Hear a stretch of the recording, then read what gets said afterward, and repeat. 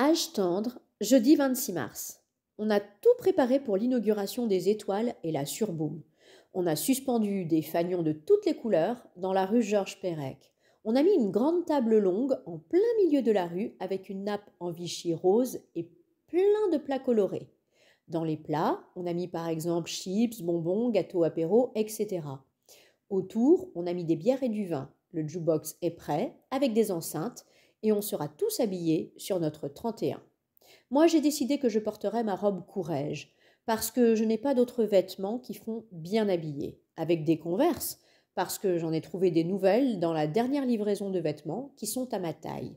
Mais pas ma perruque, sinon les pensionnaires ne vont pas me reconnaître. Déjà qu'avec mes cheveux de tous les jours, les 3/4 des pensionnaires ne me reconnaissent pas.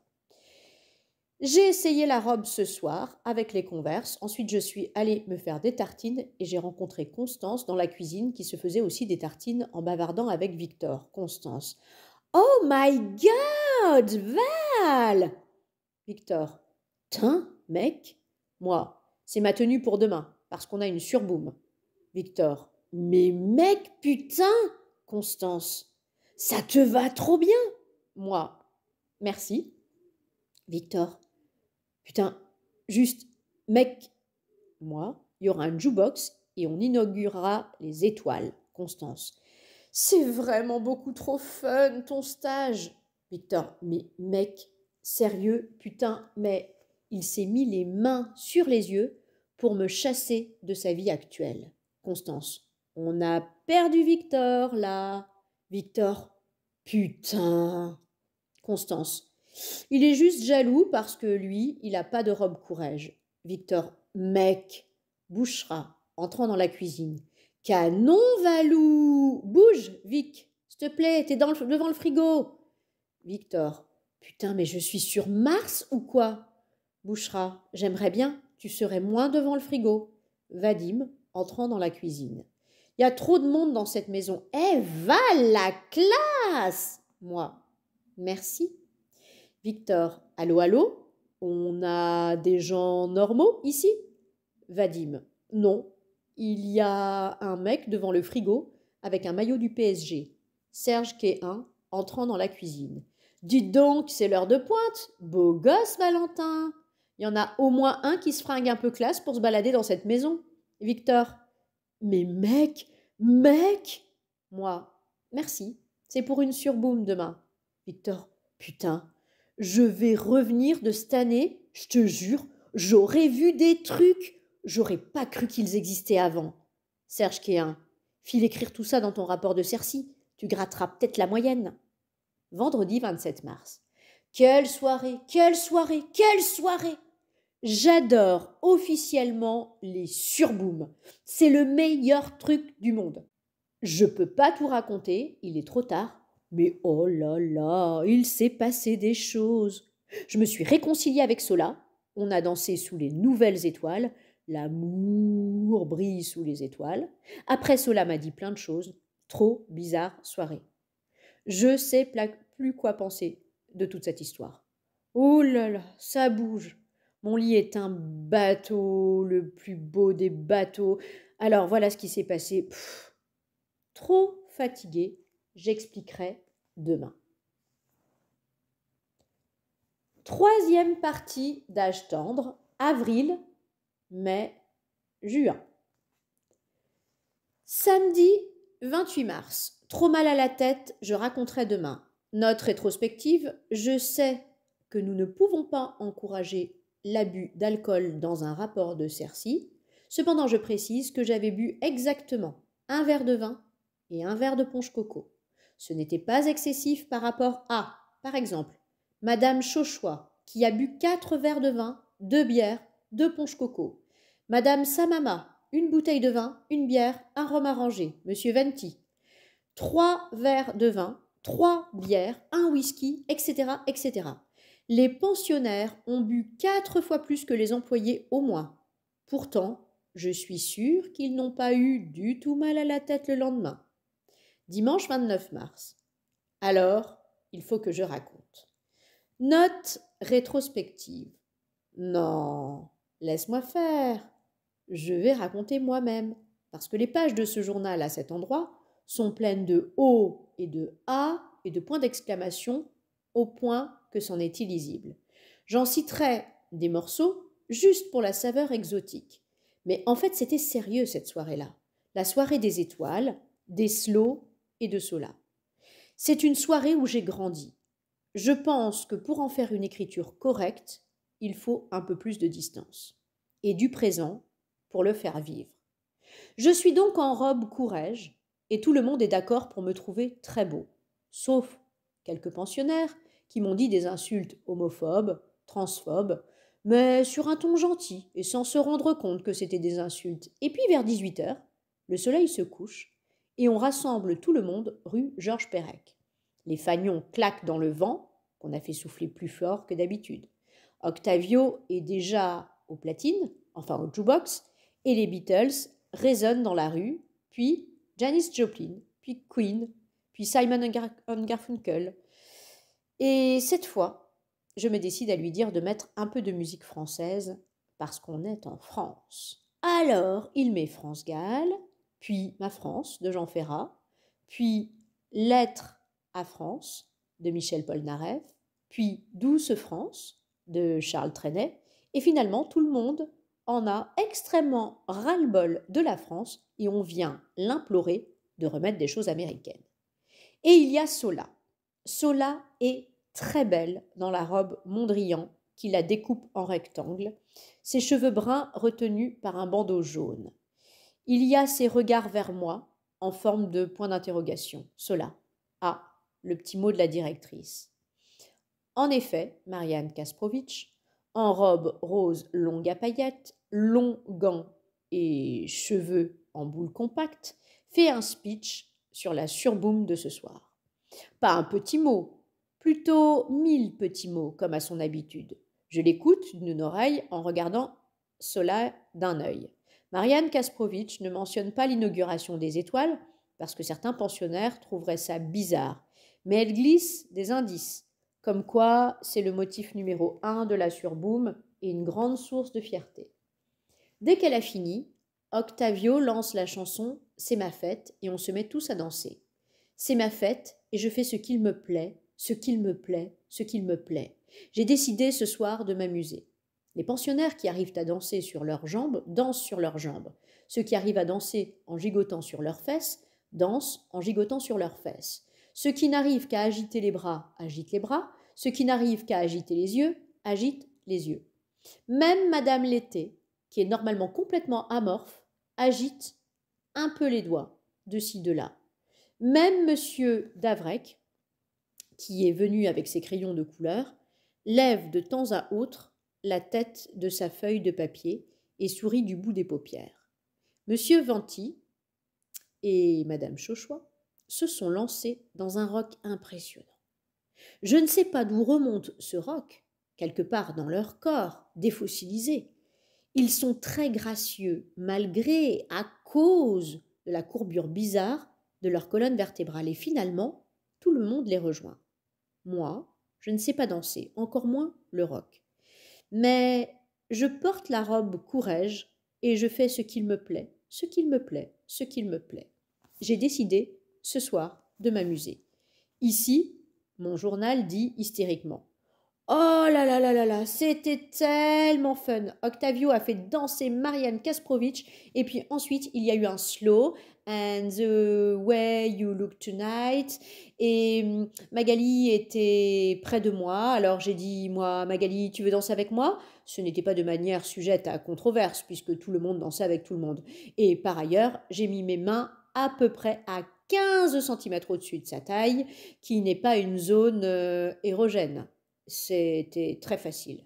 Je vois Sola qui danse peu, qui s'occupe beaucoup des pensionnaires seuls, relève des têtes et donne des chips, plante des pailles dans des verres de vin pour les aider à boire. Après, j'ai dansé avec Madame Samama, qui sentait la lavande, comme certains endroits d'Occitanie et de Provence-Alpes-Côte d'Azur, ce qui m'a rappelé ma région. Elle avait une peau extrêmement douce et les bras tout moelleux. Je ne dis pas ça de manière sujette à controverse. Et ça m'a fait regretter de ne pas avoir eu de grand-mère, même si elle n'aurait pas forcément été moelleuse à la lavande. Le slow qu'on a dansé était As Time Goes By C'était une des plus belles chansons que j'ai entendues de ma vie, je crois. Ensuite, on a encore dansé plein de chansons. À un moment, on a fait Alexandrie Alexandra en faisant Ra, Ah avec les mains. Au début, je ne savais pas, mais ensuite, je savais. Quand je relis ces pages, j'ai l'impression que c'est ce jour-là que j'ai découvert l'existence du point d'exclamation. Et à un moment, Marianne Kasprovic a repris le micro et elle a dit Marianne Kasprovic, et maintenant le moment que vous attendez tous, messieurs. Monsieur Venti. Une pin-up, Marianne Kasprovic, presque. Le quart d'heure américain. Je ne savais pas ce qu'était le quart d'heure américain. Heureusement, Marianne Kasprovic nous a fourni une explication.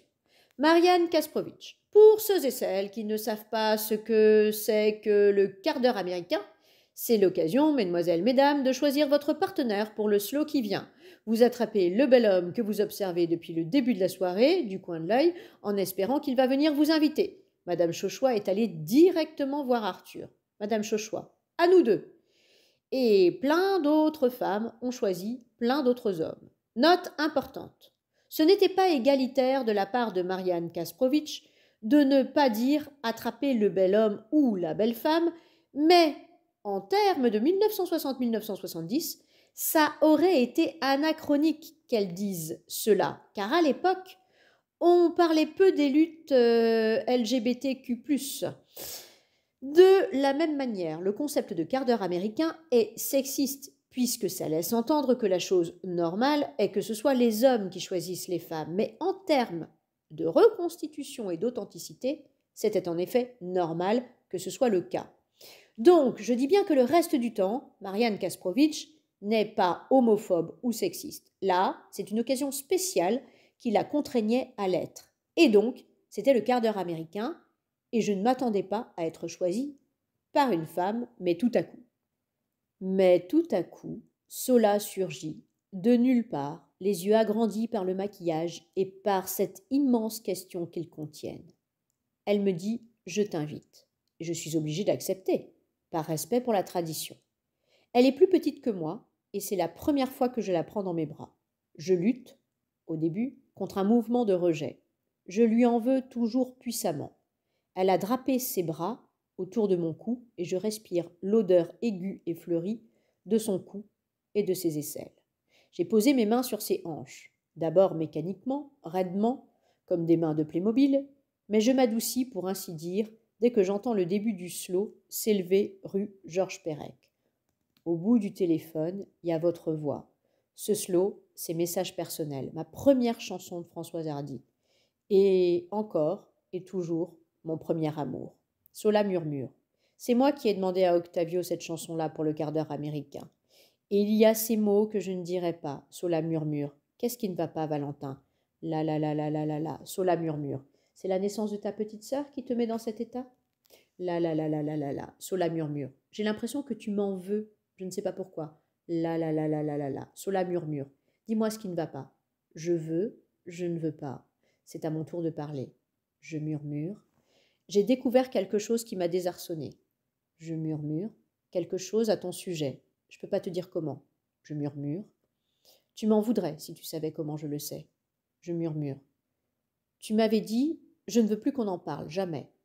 Je voudrais arriver, je reste, je me déteste. Je murmure. J'ai découvert que tu m'as menti sur un truc important. Je n'arriverai pas. Je murmure. Je sais que ça ne me concerne pas personnellement. Je veux, je ne peux pas. Je murmure. Mais pourtant, quelque part, ça me concerne aussi. C'est un peu mon histoire. J'ai peur que tu sois sourd. Je murmure. J'ai peur que tu le prennes mal. J'ai peur que tu sois lâche. Sola murmure. Et c'est un peu pour voir? Je murmure. L'amoureux que t'as perdu, il n'était pas à toi. Je ne peux pas vous dire que je t'aime. Je murmure. Tu l'avais pris à sa famille. J'ai appris ça. Peut-être. Je murmure. Sola, pourquoi? Pourquoi t'as fait ça? Au moment où le récitatif s'arrête et où commence la et si tu partie chanter, crois un jour que tu m'aimes, les étoiles se sont allumées d'un coup, inaugurées par surprise, et tout le monde a fait Oh en levant les yeux au ciel. C'était un truc de fou. Sola dit. Oh, Valentin, je ne sais même pas quoi te répondre, quoi te raconter. Je ne dis rien car j'écoute Françoise Hardy, qui nous tient tous les deux dans sa paume tiède. Ne crois pas que tes souvenirs me gênent, cela continue. Je sais bien qu'à ton âge, on peut avoir une certaine cruauté. Et cours jusqu'à perdre haleine. La cruauté normale de ceux qui ont moins vécu. Viens me retrouver. Mais imagine, juste imagine, si tu crois un jour que tu m'aimes. Juste une chose, cette absence. Ne crois pas que tes souvenirs me gênent. Imagine un immense amour disparu, et cours jusqu'à en perdre haleine. Et toi seul te souviendrais de son existence. Viens me retrouver. Personne d'autre, juste toi seul. Imagine, si le dégoût de la vie vient en toi, un monde entier qui a oublié ton amour. Si la paresse de la vie s'installe en toi seul t'en souviens. Et même parfois, certains jours, pense à moi. Tu te demandes, est-ce que je ne l'ai pas rêvé? Pense à moi. Est-ce que c'est vraiment arrivé? Le slow continue, flou, et heureusement que Françoise Hardy me maintient encore debout, parce que je suis comme un culbuto, toujours à perdre équilibre. Et si tu... Cela continue. Tu vois, depuis que je vis seule avec ces souvenirs, je les ravive, je les alimente, je les entretiens comme un feu, c'est mon unique mission. Je ne peux rien imaginer de mieux, rien de pire, et je suis seule avec ça. Si le dégoût de la vie vient en toi, je dis, raconte-moi à moi, on partagera. Si la paresse de la vie s'installe en toi, je te relayerai parfois pour que tu puisses faire autre chose. Pense à moi, Solari. Je suis pas sûre que j'ose. Pense à moi. Il y a des trucs dans cette histoire qui ne sont pas pour les enfants. Je dis, alors me dis pas tout. Fais comme parfois dans les romans. Trois petits points et on doit imaginer ce qu'il y a dedans. Sola rit. Mais ça n'a rien à voir avec notre relation professionnelle. Je ris. C'est toujours un peu flou la frontière entre le boulot et la vie personnelle. Sola dit, avec toi, le capitalisme a déjà gagné. Je dis, alors, tu vas me raconter? Et c'est ce qu'elle fait. Une fois le slow terminé, quand on s'installe tous les deux sur le banc de l'arrêt de bus, elle sort sa cigarette électronique et elle me dit l'histoire, jusqu'à tard, jusqu'à même que les étoiles s'éteignent dans un clic. Elle continue à me raconter en me raccompagnant en voiture. C'est pas fini quand on arrive, mais elle me dit la suite au prochain épisode. Il y a un rapport avec mon rapport? Je pense que oui, parce qu'il est question de souvenirs et qu'en écoutant Sola me raconter les siens, j'ai compris beaucoup de choses. Par exemple, le pire dans la vie, ce n'est pas la disparition de quelqu'un, une relation qui se délite, un lieu qu'on quitte. Tout cela continue à exister, transmis de tête en tête et partagé autour d'un verre, avec des rires, quand on s'en souvient en commun. Le pire, c'est quand il n'y a personne d'autre pour se rappeler tout ça. Personne à part toi. Exemple, parfois j'ai l'impression qu'Élise et Cola aussi ont oublié comment c'était avant, avec une famille entière, et que je suis seule avec toute cette mémoire. En même temps, c'est ce qui me donne la responsabilité d'en faire une histoire. Pareil pour cela. Sauf qu'elle n'en avait pas la force, ou la motivation, ou l'indécence. Elle dit tout le temps, c'est indécent ce que je te raconte. Ou bien, elle attendait quelqu'un qui l'aide à rendre à tout cela son existence. Note rétrospective sur la tenue des journaux intimes. Ce qui me fait dire que les journaux intimes sont parfois les pires ennemis des souvenirs, c'est que tout ce que je vous ai écrit au-dessus, là, dans mon journal du dimanche 2 avril, je ne le disais pas comme ça. Sola m'a dit des trucs pendant le slow de Françoise Hardy, elle m'a raconté toute l'histoire, et puis m'a dit comme quoi il fallait que je comprenne que c'était une grosse souffrance pour elle, etc. Et j'ai été d'accord à ce moment-là pour concéder que c'était compliqué. Parce que par exemple, les pensionnaires, eux, ils ne se souviennent pas de leur vie, etc. Mais le reste du monde se souvient d'eux, mais là, c'est l'inverse. Et d'une certaine manière, je ne sais pas quelle est la pire torture.